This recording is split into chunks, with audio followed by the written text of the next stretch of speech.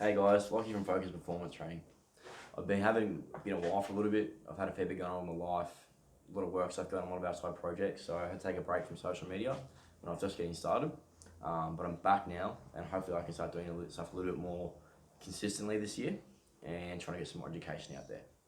So I'm going to start off today with talking about flexibility and mobility. So having a chat with some of my mates today. Some are coaches, some are really knowledgeable when it comes to the fitness industry and how it works. And they couldn't come up with a fairly universal or a common consensus for what flexibility and mobility is and what the difference is. So I'm going to try and clear that up right now.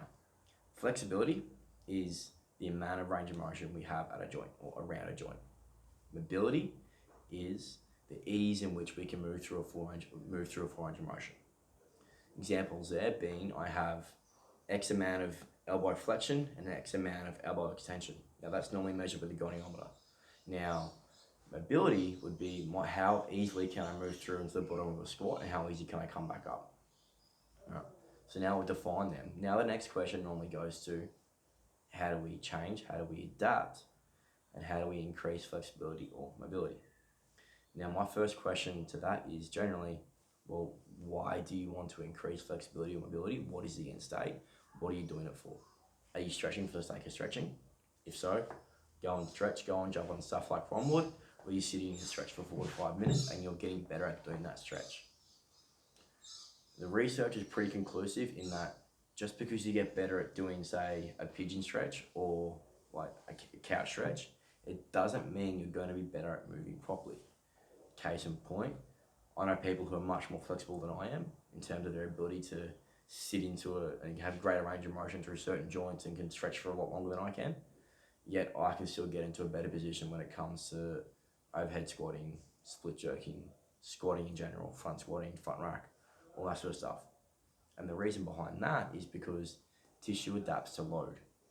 If you don't load the tissue in the right way, in the right pattern, we won't adapt to it. So then how do we increase flexibility? Well, if you want to increase flexibility, you can go and stretch for a little bit and that will generally help it up, but flexibility isn't going to help you too much because generally the amount of range of motion we have around a joint is generally or predominantly restricted by hard tissue, that being our bones, our structures, so where the ends of our bones hit and how they're made up.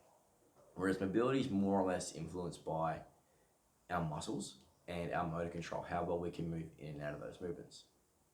So I'll go into how I do it as an example. So I'll go to weightlifting because it's a fairly easy example for most people to understand because they understand that it is quite a challenging sport and there are challenging movements in regards to, i.e. being able to do an overhead squat, getting to the bottom of a snatch, that sort of stuff. So if someone's really struggling with their overhead squat, the first thing I look at is, do they have the ability to take their arms overhead without dumping through their lower back? And that being, if I stand up, I'm here, take my arms overhead, I can get my arms overhead pretty easily without dumping through my lower back. So that's set there, my arms can come overhead. If I do what the common fault is, take my arms overhead, I'll get to here, and then to find overhead, I'll arch my lower back and drop in like so. If someone's doing that, then I'll probably not get them to overhead squat. Purely because they don't have the prerequisite mobility and control to get overhead safely. From there, I'll probably throw them onto a foam roller in their thoracic, teach them to hold that rib cage down nice and flush and get movements through their vertebra bit by bit without dumping through their lower back. Then work on the front of the chest, having a bar overhead in that same position on the foam roller with load on it, getting them to breathe and release and come out. Now you might say, okay, well, what if I use a foam roller or a trigger point ball? You can use them, but be aware that there's been a fair bit of research into that type of therapy, being that sort of passive therapy from physiotherapists, chiros, self-massage stuff. The research is pretty conclusive in that the effects are acute, like they last 10 minutes at most. So if you're going to use that, be aware of that and use it intelligently. So what I mean by that is, don't just foam roll for 10 minutes or start your session and go and squat. figure out what's tight in your squat or what movement you're doing. So for example, we use squats because I love squats, okay? Figure out what's tight, where are you tight, what hurts, all that sort of stuff. Okay, so we've done a few squats, we've got some blood flowing, we've warmed up. It is important, I'll just put in as a sort of backtrack, it's really important to warm up first. Reasons for that being is that as we warm up, we increase the synovial fluid, or the movement of synovial fluid, so our joints have lubrication. We increase blood flow to the muscle, or blood flow to the area. Joints, ligaments, tendons generally have poor blood flow, so if we can increase blood flow by increasing blood flow to the general area, that's only going to be a good thing. More blood flow means more oxygen, means more nutrients, which means there's more chance to flush out any waste products that are in that muscle and to clear out that lymphatic system as well. So that works by muscular contraction. So we've warmed up, we're going through that sort of stuff, we figured out where we feel tight. Let's say, for example, we're doing squats and our ankles feel tight, okay? So let's throw a foam roller under our ankles, roll them out, it feels tight, sweet, 30 seconds each side, okay? Now let's load it. So grab a kettlebell, drive that kettlebell onto that knee, load that knee, drive it forward, raise your heel, drive it forward. Now, if you've seen those band mobilizations where people do it around the front of the knee, front of the ankle, band pulling backwards, do that if you've got an impingement through the front of your ankle. So we've got our ankle, so this is our foot here, and that's our ankle there. If you feel tension in the, oh, you can't even see it in the video, but if I do this and draw a big squeeze, you sort of see that little angle there. So this is our foot, and that's our shin, okay? If you feel an impingement just here, in the front of that, then what you want to do is get a band and throw a band just here and pull backwards.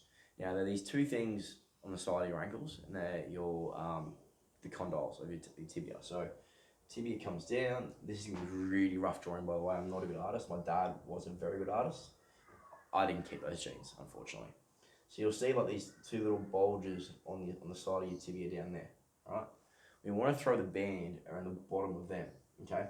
What that does is it helps to pull on some of the bones in the front of you, in between your foot and your shin, and they can get really restricted and they can stop that mobility. So put them on there, pull back and forth, drive that knee forward. But the important thing here is that band is acting to assist in appropriate range of motion, getting the joints moving, getting the bones moving properly, and then we can add load to a greater range of motion so tissues can adapt to that load. From there, done that for a few, maybe gone through 23 reps, pushing that knee back and forth with the kettlebell, loading it up. All right, let's go back to a squat, see how we feel. Always come back to some movement that you're trying to get better at, okay? No change, all right, well, let's look at why. Is it a hard tissue? Is this bone in here really, really tight and really, really stiff? Or is something else going on? If something else is going on, it's probably a good idea to go and see someone who can look a little bit deeper into it rather than try and diagnose it yourself, okay? So to sort of bring this all back to the original, what is flexibility, what is mobility? I'll just rehash that. Flexibility is the amount of range of motion we have around a joint. Mobility is the ease at which we can move through a joint. So you see some people with mobility in particular, there is a portion of motor control. So for example, if I got you to lay on your back, I could push your knees up to your chest. You have the mobility to get through that range of motion. The ability is there. The mobility is there. The ability and the mobility is there. Doing it standing up in a certain motor pattern maybe isn't. So let's not be so quick to jump to the gun of, oh, it's this quick fist, let's just throw like a foam roller and trigger point ball at it. No. Let's learn how to squat properly. Let's learn how to do the movement properly. Break it down into stages and then go from there. What's the hardest part of the squat? What are you struggling with? All right, you're struggling with that point where you sort of get that butt wink. All right, and we'll do a few more. I'm not going to dive into that because that's a whole other video. But let's think about it from more of a motor control issue. And if you're still hitting a wall, then we look to mobility stuff or mobility drills where we can gradually load it and spend time under that tension to adapt to that load so then we can get better. Now, I did one of these videos before and didn't record. I had an example. If we look at the pathology of baseball players or throwing athletes, you can actually see after a certain period of time, especially like in Major League Baseball, humerus is, or the throwing arm, the humerus of the throwing arm can actually develop a twist. And that's because there's a truckload, I almost swore then, I'm trying to swear, a truckload of angular velocity at the elbow when they throw. So from here, hand flicks through and there's this massive flicking motion. Proximally at the glenohumeral joint, it can't keep up to the angular velocity at the elbow. What happens over a period of time, the bone adapts to that and it has a slight twist so that the elbow faces forward a little bit. Okay, this allows for a big swing in action and allows for that last flick of the wrist and allows for that really good trajectory, and they can actually control where the ball goes. Just greater control. And that's common, very, very, very common across high-level throwing athletes. That's an example of our hardest tissue being bone adapting to load and forces. Now, we need to apply that same sort of, I think we need to apply that same sort of thought process when we're looking at in the gym and when we're trying to improve movements. Remember, if you're an athlete and you're trying to get better at playing your sport, there's no point just trying to get better in the gym. Okay, the gym is an accessory to your sport. You need to continue to practice your sport. What the gym will do is increase your strength. It'll help prevent injury, but you don't need to get excellent at a certain movement. You just need to be proficient at it to create this, to achieve the stimulus that was programmed to do. Case in point being power snatches. Power snatches for me, I need to be really good at them because it's a drill to get me better at pulling out of the bar, receiving a bar overhead in a high position for weightlifting. Let's say power snatches for a rugby player. They don't need to be very, very good at them. They just need to be able to pull that bar as hard as they can, exert maximum force on a bar, hit it overhead, that's it. All we care about. The stimulus there is rate of force development. So, what this comes back to, if you're doing mobility, flexibility, stretching work, do it for a reason. Do it to get better at a certain movement so that you can get better at your sport, okay? Stretching has no correlation to reduced injury, okay? None at all. What has a high correlation to reduced injury rates is strength and strength training, okay? Thanks for tuning in, guys. This was a little bit sort of, I guess, rant in circles. I do that, I rant. I've got a lot to say and I want to give you guys a lot of information where I can. Hopefully this helped. I'm going to try and create a YouTube video, a YouTube channel, but I'm going to try and throw these up on Instagram TV for the meantime, on both my personal and my business account, being Focused Performance Training. Thanks for tuning in, guys.